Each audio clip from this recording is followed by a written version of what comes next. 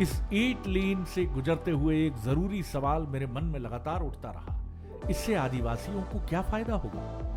विकास से मनोविज्ञान भी तो बदलता है। और इस बदलाव की एक नजीर मेरे सामने खुद उठ खड़ी हुई जब सड़क किनारे मैंने कुछ आदिवासी युवाओं को रील्स बनाते देखा। सोशल मीडिया का ये दौर है, सबकी अपनी पिक्चर और अपना रोल है।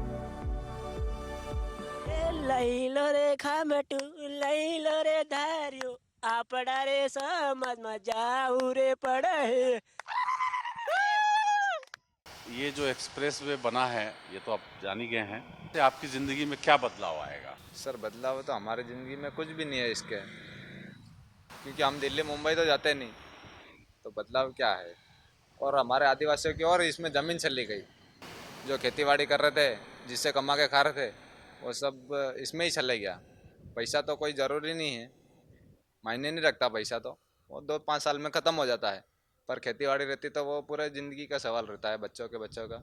जमीन ही चली जाएगी तो आने वाली पीढ़ी को क्या करेगा? अभी फैक्ट्री खोल देंगे यूं करके गांव वालों को नुकसान ही होगा, उसका कोई फैक्ट्री में क्या चलेगा यूं करके। तो क्या चाहते थे आप नहीं चाहते कि ये सड़क बनती है यहाँ पे? सड़क बने, पर जैसे कि ये आदिवासियों का जो सहारा वही चले जाएगा तो उसके बाद फैक्ट्री नहीं, कई उद्योग होगा तो भी पर किसी को फायदा होगा, पर वो आदिवासियों का तो घाटा ही चले जाएगा ना उसमें। यूँ वो खेती सहारा बड़े उनका लोगों ही। का फायदा है, बड़े लोगों का फायदा है सर, छोटा लोगों का तो कुछ फायदा नहीं। इस आने वाले चुनाव में किसकी पार्टी को फायदा मिलेगा? इसका मोदी को फायदा मिलेगा कि राहुल गांधी की पार्टी को फायदा मिलेगा? किसको फायदा मिलेगा? देखा जाए तो कांग्रेस को ही फायदा होगा कांग्रेस को ही फायदा। अभी अगर ये आने वाले चुनाव में। क्यों? आने वाले चुनाव क्योंकि अभी जैसे कि जो अभी हमारे यहाँ भी जैसे कि बैंक के बाहर पूरी लाइन, रात लोग रात की सुबह 4 बजे आ जाते सुबह 4 बजे से लाइन में वहाँ खाना खा के के मतलब खाना क्या खाना, वहाँ सो ही रहते, वहाँ वहीं सुबह लाइन लगनी, फिर उसके बाद भी 2-3 दिन तक एक इंसान 2-3 दिन और रात वहीं रुकेगा, उसके बाद जाके उसका काम वो भी कंफर्म होगा ऐसा कोई। होता ही नहीं, बैंकों का काम ही नहीं होता। क्या दिक्कत है बैंकों में? लाइन लगनी पड़ती, बड़ी बड़ी लाइन है, सुबह 4 बजे से आके बैठना पड़ता, जब नंबर लगता कभी नंबर रात की 12-12 बजे आके लोग गाँव वाले आके बैठे रहते बैंक के बाहर। यही जो अभी 1000 रुपये वाली जो योजना निकल है उसके चक्कर में। मतलब आपका कहने का मतलब है कि जो लाडली बहना का जो पैसा है वो योजना में नाम तो है, लेकिन पैसा लेने के लिए 8-8 10-10 घंटे लाइन लगानी वो तो पड़ती है। 1000 रुपये महीने के दे रहे, उससे 3-3 हजार रुपये लोग खर्च करके उसके डॉक्यूमेंट्स यूँ बना के जमा कर रहे, उससे ज्यादा तो वो लूट रहे उनसे। कैसे? मैं ये आपने एक नई बात बताई कि डॉक्यूमेंट्स बनाने के पैसे लग रहे हैं, ऐसा तो कुछ नहीं है सर। ले रहे हैं पैसे, कौन ले रहा है पैसे? बैंक वाले ले रहे हैं, किसी अपडेट कराने वो भी ले रहे हैं, सब आधार अपडेट कराने वो भी दो। इन युवाओं के सवालों ने मुझे भी सोचने के लिए मजबूर कर दिया। मैं पास के बैंक जा पहुंचा।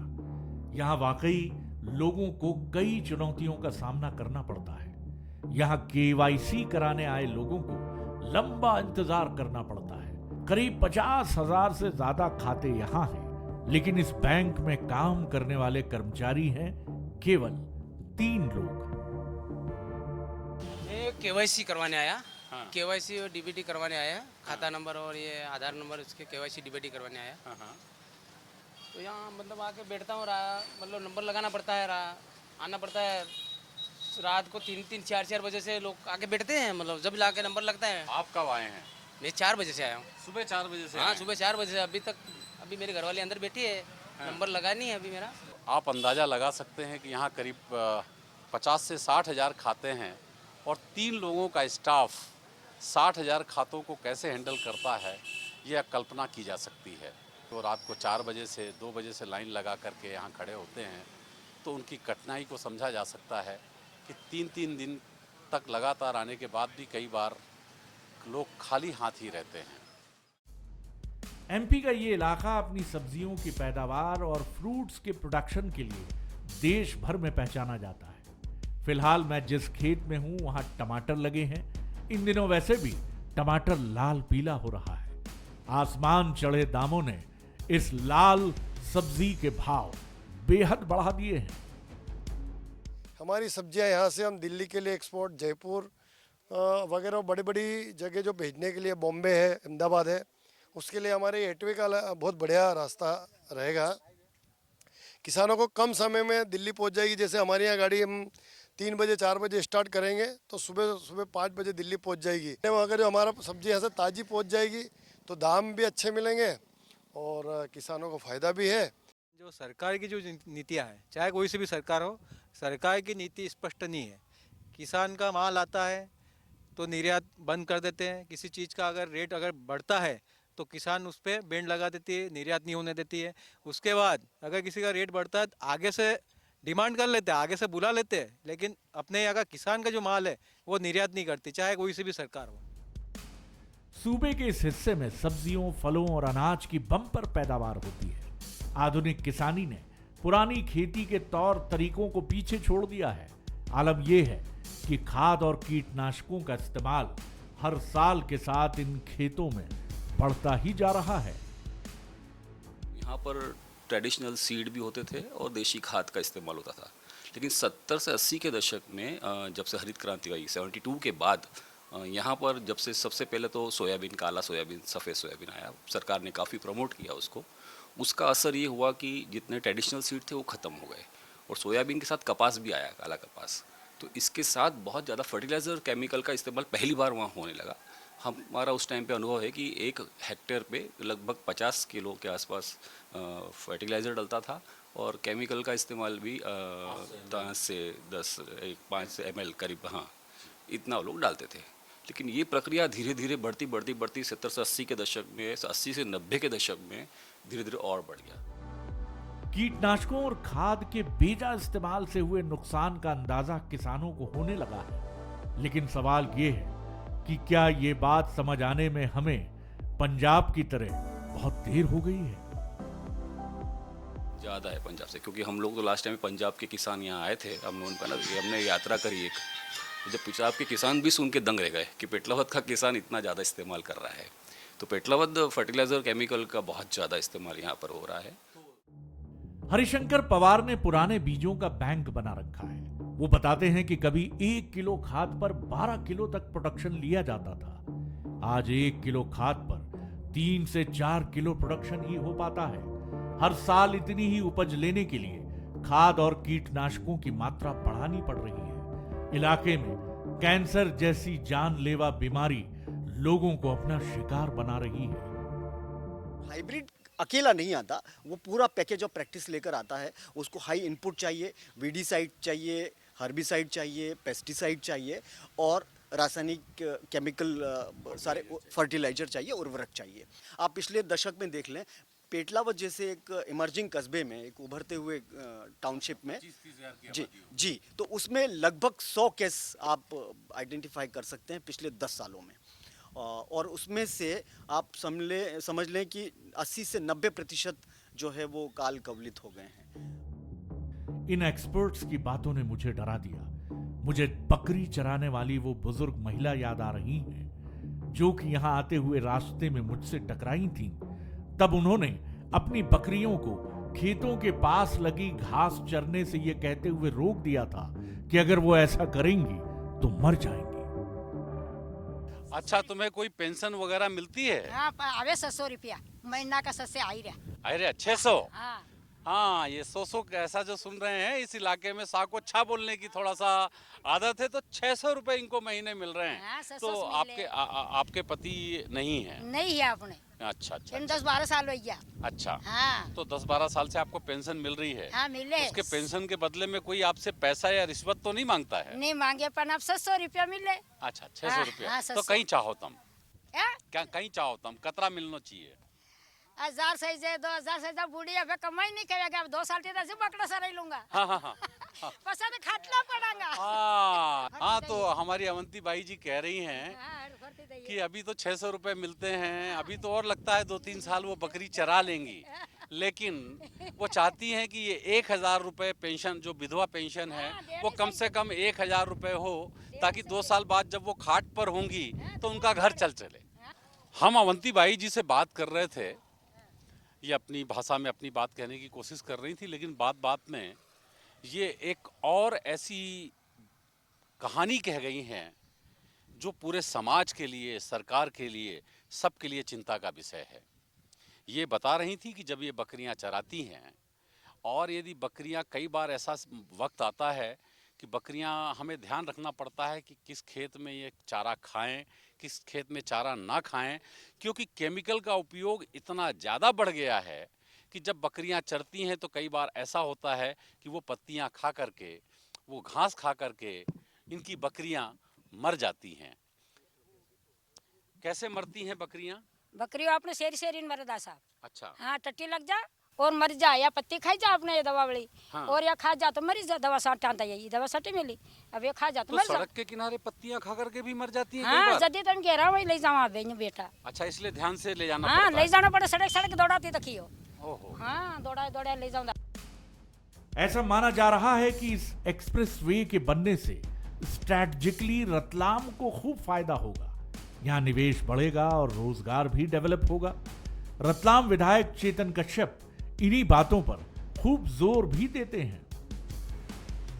जब भी ऐसी बड़ी परियोजनाएं किसी भी क्षेत्र में आती है, चाहे रेलवे की हो या रोड इंफ्रास्ट्रक्चर की हो या बंदरगाहों की हो, जो भी बुनियादी हम अधोसंरचनाओं की बात करते हैं, परंतु उन अधोसंरचनाओं से विकास को अपने क्षेत्र के लिए प्राप्त करने के लिए एक जागरूकता होनी चाहिए और उससे संबंधित हम अपने यहाँ पे बुनियादी सुविधाओं का विकास करके और पूरे देश और दुनिया के उद्योगपतियों को आकर्षित कर और उनसे हमारे क्षेत्र के युवाओं के रोजगार के नए नए अवसरों को उपलब्ध कराएं।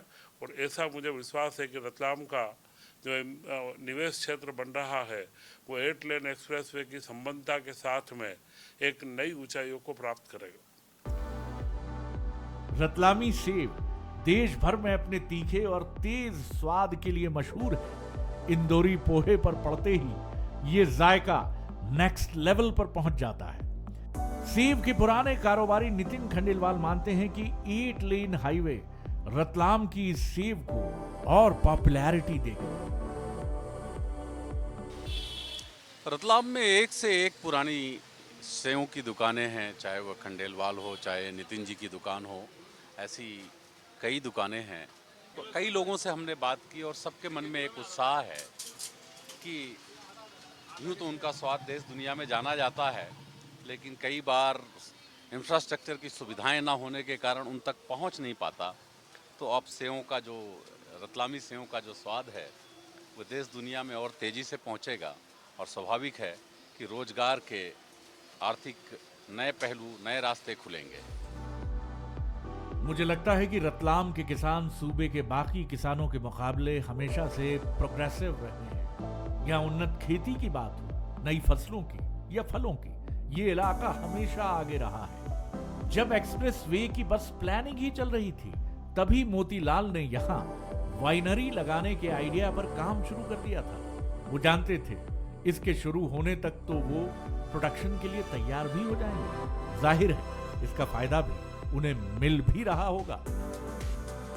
मैदानी इलाकों में जब अंगूर की बात आती है तो हम सबका ध्यान नासिक पुणे की तरफ जाता है, लेकिन पिछले कुछ सालों में अंगूर उत्पादन में रतलाम ने भी अपनी पहचान बनाई है। लेकिन इससे एक कदम और आगे बढ़कर के अब रतलाम की जो अंगूर से बनने वाली वाइन है वो पूरे देश भर में मशहूर हो रही है, लोगों का ध्यान आकर्षित कर रही है। यहाँ के हमारे ज़िले का तो उत्पादन इतना ज़्यादा है, हम लोग तो देश के अलावा सोचने लगे हैं। चूँकि बंदरगाह से कनेक्टिविटी होने वाली है, मुंबई तक, कांडला तक जा सकते हैं, तो आने वाले समय में हम रतलाम के उत्पादन को दुनिया के बाज़ारों में भेजना चाहते हैं।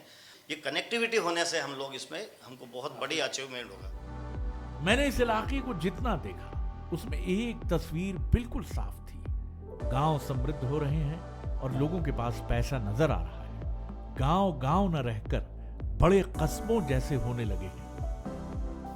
सर, हमारे यहाँ कम से कम आप ये समझिए कि आज से 30-40 साल पहले हाइब्रिड पूरे मध्य प्रदेश में कोई नहीं पहचानता। वो फसलें हमारे यहाँ हमारे दादा परदादा लेके आए। जब मटर का कोई नहीं पहचान रहा था उस समय अपने एमपी में सबसे पहले मटर अपने यहाँ आई, उसके बाद टमाटर आए, फिर लाल मिर्ची, उसके बाद फिर अंगूर लगे जी, और फिर वीएनआर की जो पिंक ताइवान करके जो बड़ा अमरूद है वो सबसे पहले अपने गांव में आए। सिर्फ ताइवान का वीएनआर अमरूद ही नहीं, यहाँ ड्रैगन फ्रूट भी उगाया जा रहा है। साउथ अमेरिका का ये फल अपने फायदों की वजह से दुनिया के अनेक हिस्सों में पैदा किया जाने लगा है। ये किसानों के लिए बड़े फायदे का सौदा साबित हो रहा है। अधिक ही लगती है, एक एकड़ में समथिंग 2 लाख रुपए की लागत लग जाती है। इनकम की बात करें तो जितना अपना मेहनत करेंगे उतना मिलेगा, लेकिन बहुत अच्छी मिलती है इनकम। तो रतलाम ज़िले, मंदसौर ज़िले और झाबुआ में यह जो एक नई तस्वीर उभर करके सामने आ रही है कि यह एक फ्रूट का सेगमेंट बन रहा है, एक फ्रूट का हब बन रहा है और सब बहुत उत्साहित हैं कि फलों की यह दुनिया उन्हें आर्थिक संपन्नता की एक नई दुनिया की सैर कराएगी। मजे की बात तो यह है कि ड्रैगन फ्रूट के लिए 1 एकड़ पर 2 लाख की लागत सिर्फ शुरुआती है। बाद में ये लागत और कम होती जाती है। हर 1 एकड़ पर 1 लाख की उपज ली जा सकती है, वो भी साल में 2-3 बार। इस तरह 8-10 साल तक फल मिलते रहते हैं। जाहिर है इससे कई गुना फायदा किसानों को मिलता है। अब तक मेरे सफर में ये एक्सप्रेसवे किसी सुपर हीरो की तरह रहा, इस कहानी को डोमिनेट करता रहा। मगर एक जगह पर इसकी रफ्तार को ब्रेक सा लगा जब मैंने वहां पेचवर्क होते हुए देखा। यह हाईवे अभी आम जनता के लिए खुला नहीं है। ऐसे में इस पर हुई टूट फूट ने मुझे हैरान कर दिया। सड़क पर जगह जगह सोलर लाइट्स लगी हुई हैं। पानी निकालने के लिए वाटर ड्रेनेज के बढ़िया इंतजाम है। इस सड़क को एक बात जो बेहद खास बनाती है वो है इसका वाटर हार्वेस्टिंग सिस्टम। तकनीकी तौर पर इसे ऐसे डिजाइन किया गया है कि बारिश का पानी सड़क से होकर आसपास की जमीन के अंदर चला जाए। लेकिन तब भी मुझे इसमें कुछ कमियां दिखी जिन्हें ठीक किया जाना जरूरी है। इसे गुणवत्ता में कमी या डिज़ाइन की कमी कहें या लापरवाही कहें, पूरे रास्ते में खासकर रतलाम से जब हम मंदसौर ज़िले में प्रवेश करते हैं तो मंदसौर ज़िले में जिस भी कंपनी ने काम किया है ये उनकी चाहे लापरवाही का नतीजा है कि शुरुआती बरसात में ही सड़क के पास से, मैं कैमरामैन से कहूँगा कि ऊपर जॉइंट दिखाएंगे, ऊपर के जॉइंट में भी वहाँ से भी दीवारें टूट चुकी हैं और जहाँ उसे आकर के नीचे लाइन में मुख्य नाली में मिलना था वहाँ भी पूरी तरह से, 1-2 नहीं, हम यहाँ से दूर दूर तक निगाह डालते हैं। अभी हम सड़क के किनारे चलते हुए आए हैं, करीब करीब सब जगह जो ड्रेन वॉल है वो टूट चुकी है। जहाँ से पानी बह कर के rain water harvesting recharge pit में जाना था वह नाली ही यहाँ से गायब है। और यही कारण है कि फिर सड़क का पानी ज़मीन के भीतर रिचार्ज होने के बजाय किसानों के खेतों में घुस करके परेशानियां खड़ी कर रहा है। इस वक्त मैं गरोट के धनसेरा गांव में हूं। यह गांव तब अचानक खबरों में आया था जब 2 किसान भाइयों ने यहां जहर पी लिया था। इनमें से एक भाई की मृत्यु हो गई थी जबकि दूसरे को बचा लिया गया था। यह पूरा मामला जमीन से जुड़े विवाद का था। यह लगभग 40-50 एकड़ का टुकड़ा संघारा गांव का सरकार के पास हुआ करता था, लेकिन सरकार ने सालों तक इसकी सुध नहीं ली और पिछले 30, 40, 50 साल से किसान इसमें खेती कर रहे थे। अचानक जब एक्सप्रेस वे बना तो फूड प्रोसेसिंग इंडस्ट्री और भी दूसरी इंडस्ट्री के नाम पर यह जमीन विधायक के कुछ करीबी लोगों को आवंटित कर दी गई। जाहिर है राजनीतिक दबाव था, प्रशासनिक दबाव था, तो खड़ी हुई फसल को उजाड़ने के लिए जेसीबी आ गई और खुदाई शुरू कर दी गई। 2 किसान भाइयों ने अधिकारियों के सामने ही जहर खा लिया। और शासन किया हमारी ज़मीन नहीं दी हमें और हमारे 1 करोड़ का मुआवजा मंजूर करा है और एक छोटे बेटे को सरकारी नौकरी नहीं देते, फिर हम आत्महत्या करेंगे। ये देख लेना, इसी महीने में हम वापस मर जाएंगे अगर हमारा कुछ भी नहीं हुआ तो। अब तो बच्चे भी नहीं रखेंगे, हम बच्चा को भी नहीं रखेंगे। अब सर हम हद परेशान हो गए। 4 साल हो गए, इनको पूछ लो। मेरे को 4 दिन हो गए पुलिस पकड़ ले जाए, 4 दिन हो गए पुलिस पकड़ ले जाए, घर से उठा के रात को दिन को ढूंढती रहती मेरे को पुलिस वाले, दोनों भाइयों को। और साहब जमानत करने के लिए विधायक साहब आ जाता है जो टीआई को भी नहीं कहता कि इनकी जमानत करा दो, वो तो कहे इनके 6 महीने की सजा दो। देखिए, एक्चुअल में संधारा वाली जो घटना घटित हुई है उसमें एक वहाँ के स्थानीय गंदी राजनीतिक षड्यंत्र है जो मेरे खिलाफ किया गया है। वो जो परिवार है जिसने आत्महत्या की है उस परिवार को शुरू से प्रोटेक्शन ही मैं देता आया हूँ। वो हमसे संबंधित रहा है, मैं चूँकि वकालत करता था तब से। ये ज़मीन जो थी वो सीलिंग एक्ट में आ गई थी। सेठ लक्ष्मी नारायण मंसूर रहते थे। सीलिंग एक्ट में आने के कारण ये शासकीय घोषित हो गई थी उस समय तत्कालीन मंत्री कांग्रेस सरकार में सुभाष जी सोजतिया थे।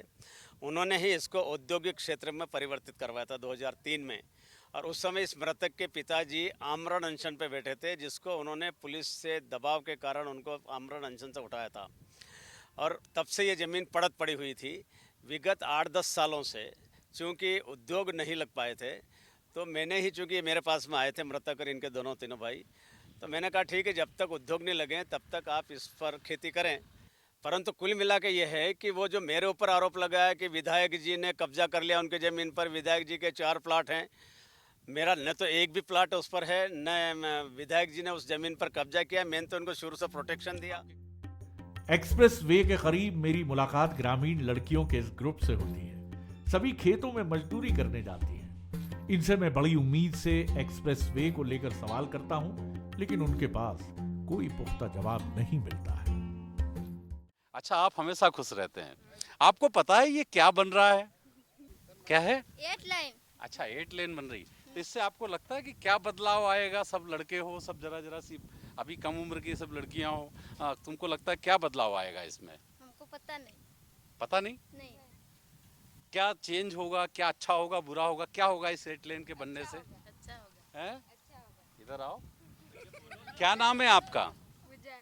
हैं? पूजा। पूजा, ये बताओ कि ये बनने के बाद क्या खास बात होगी? क्या अच्छा होगा, बुरा होगा? अच्छा होगा। क्या क्या अच्छा होगा, चलो ये बताओ। सबकी सुविधा बन जाएगी। हैं? सबकी सुविधा बन जाएगी। ओके। तुमको जाना है? बहुत दूर जाना है? बहुत दूर जाना है। ठीक है। इनमें से कोई भी पढ़ने नहीं जाती। मन होता है स्कूल जाने का, लेकिन वो इनके लिए लग्जरी है, जबकि कमाना एक जिम्मेदारी। इनके पास खुलकर बात करने का भी वक्त नहीं है। देर जो हो रही है और बड़ी दूर जाना है। लड़कियां एक साथ दौड़ लगा देती हैं। मैं इन्हें देखता रह जाता हूं। इनके पास कोई सहूलियत नहीं है, मगर जिंदगी से शिकायत भी नहीं। इनकी ये दौड़ कहां जाकर खत्म होगी? मुझे उम्मीद है कि इन्हें अपनी मंजिल जरूर मिलेगी। यूं तो किसी सड़क की अपनी कोई मंजिल नहीं होती, लेकिन फिर भी अपनी जिंदगी में यह न जाने कितने लोगों को उनकी मंजिलों तक पहुंचाती है। सड़क की अपनी कोई उम्मीद, कोई आस, कोई अपेक्षा भी नहीं होती, लेकिन फिर भी जहां से यह गुजरती है, वहां के लाखों करोड़ों लोगों की उम्मीद और अपेक्षाओं का बोझ साथ लिए चलती है। मुंबई दिल्ली एक्सप्रेस वे ने भी संभावनाओं के असीम द्वार खोले हैं, लेकिन यह नीति नियंताओं पर निर्भर करता है कि वह उनकी उम्मीदों पर कितना खरा उतरते हैं। मुंबई दिल्ली एक्सप्रेस वे से सुनील सिंह बघेल, बंसल न्यूज़।